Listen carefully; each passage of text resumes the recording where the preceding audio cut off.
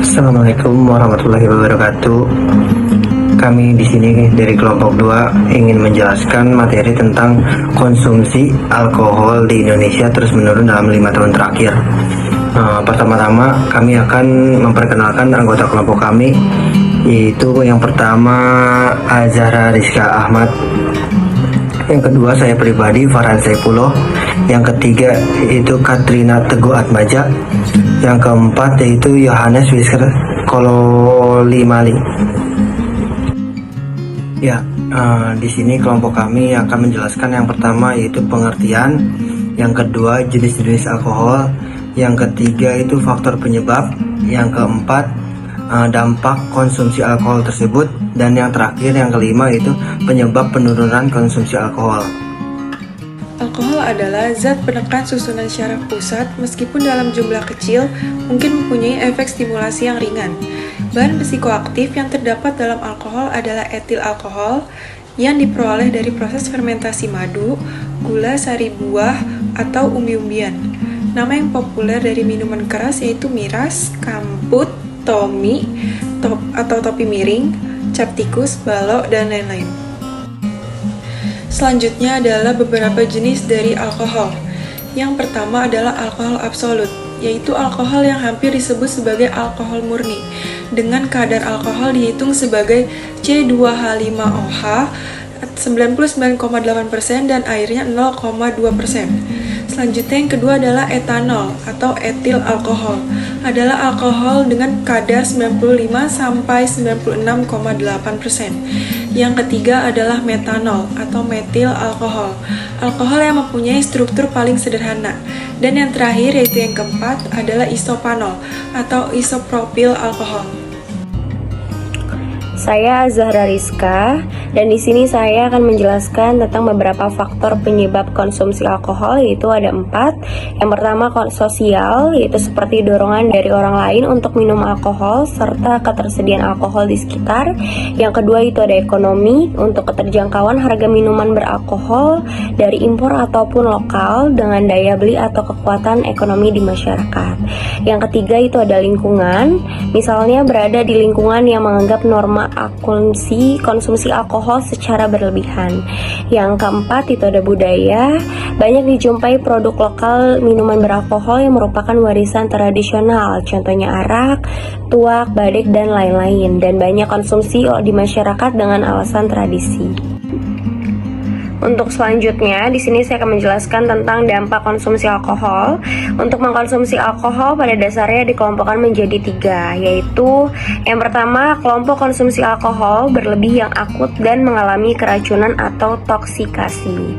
Dan yang kedua, itu kelompok yang memiliki toleransi terhadap alkohol atau kronis.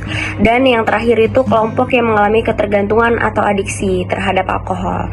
Konsumsi alkohol berlebih pada ketiga kelompok ini memberikan dampak gangguan kesehatan.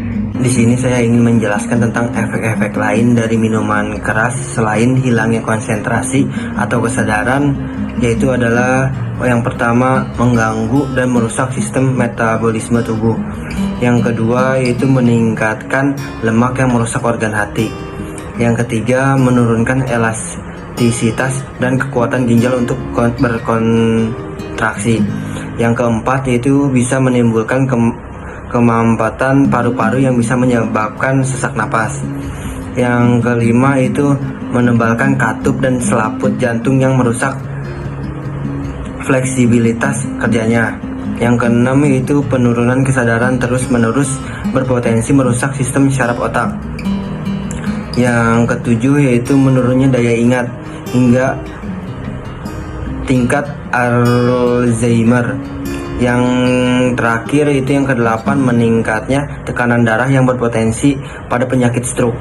Baik, selanjutnya kita bisa lihat dari tabel diagram yang telah kita tampilkan, kita bisa melihat adanya penurunan dalam 5 tahun terakhir konsumsi alkohol. Nah, dengan begitu menurut kelompok kami itu akan berdampak baik terhadap bangsa Indonesia ke depannya. Pengaruh teknologi informasi dan komunikasi dalam penjangkauan masyarakat.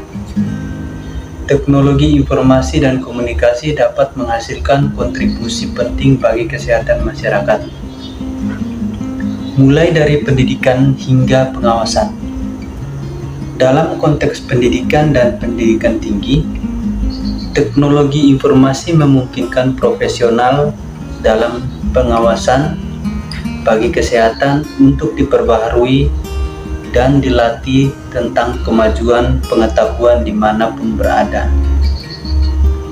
Inisiatif Teknologi Informasi Pendidikan Tinggi Nasional Amerika Serikat pada tahun 2003 mendefinisikan pengetahuan teknologi informasi sebagai kemampuan untuk menggunakan teknologi digital, alat komunikasi, dan jaringan secara tepat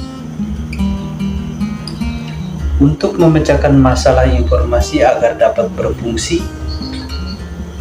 Dalam masyarakat, informasi ini termasuk kemampuan untuk menggunakan teknologi sebagai alat untuk meneliti, mengatur, dan mengevaluasi dan mengkomunikasikan informasi dan meneliti pemahaman mendasar tentang masalah etika atau hukum seputar akses dan penggunaan informasi.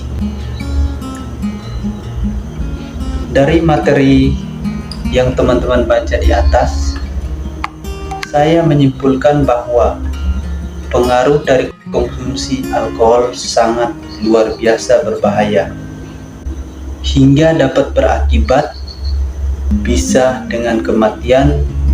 Dengan majunya era digital, semua informasi dapat mudah dan dapat diberitahukan secara menyeluruh terkait akibat dan bahaya negatif dari dampak mengkonsumsi alkohol melalui jejaring sosial media. Hal itu yang menyebabkan penurunan konsumsi alkohol oleh penduduk berusia 15 tahun ke atas di negara Indonesia. Baik teman-teman, itulah hasil diskusi kelompok kami dengan tema kesehatan dari praktek komputer bisnis. Terima kasih. Assalamualaikum warahmatullahi wabarakatuh.